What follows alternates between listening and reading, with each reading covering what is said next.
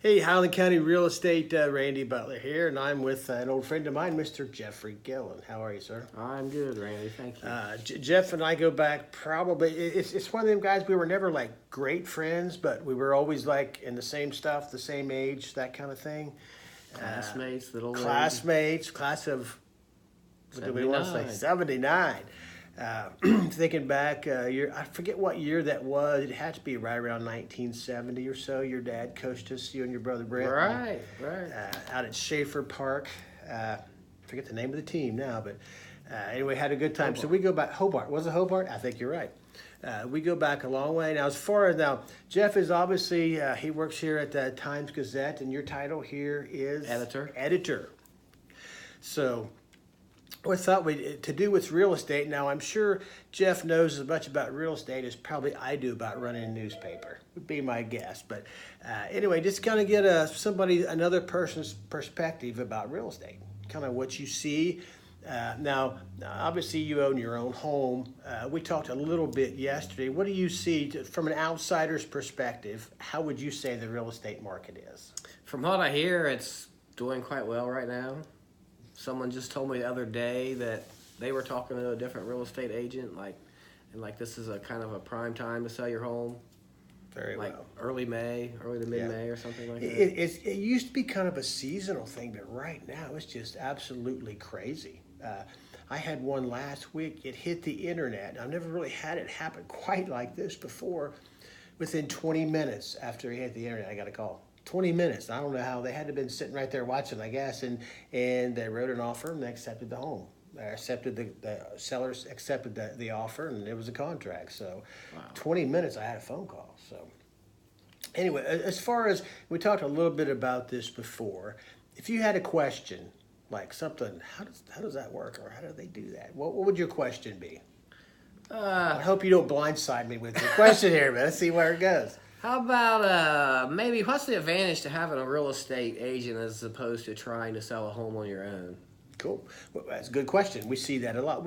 Probably more so now. I mean, the market is so hot right now. I mean, sign a phone number in the yard, that will sell your house. No two ways about it. But, with that, real estate, this is my 13th year. And when I started, we had, I think it was a 3-page contract was what kind of our board approved, and that's what everybody used.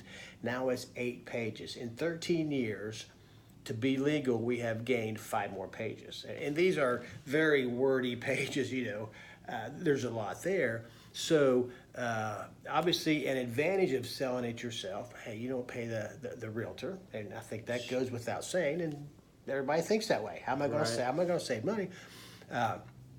A disadvantage, the laws, they change constantly of new things you have to do to where you didn't have to do them before. I mean, even though you're not a real estate agent, you still have to abide by the same laws. And to abide by those laws, first you have to know them.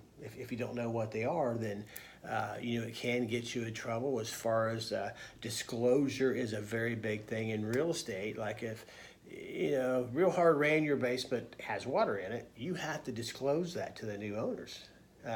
If you don't, you forget about it, what have you, anything like that. Is there an underground tank somewhere buried in the backyard that you have to disclose anything and everything that, might cause a problem with that house. So there's, a couple things right there. So there's the world of cell phones right there. Is there anything else you could think of? Because from an outsider's point of view, and I wonder about the paper. How do you run a newspaper? I would have no clue how to do that. And I don't know, just anything else you could think of? Maybe another question, something that you always wondered, how does that work? What do you do, if you purchase a home and everything has been closed, and then you find something was wrong with the home that was a pre-existing condition that you didn't realize before you bought the home? That goes back to disclosures. I mean, that's why we have attorneys and courts and that kind of thing. Sometimes it can be resolved. I mean, sometimes it can be a fraudulent thing.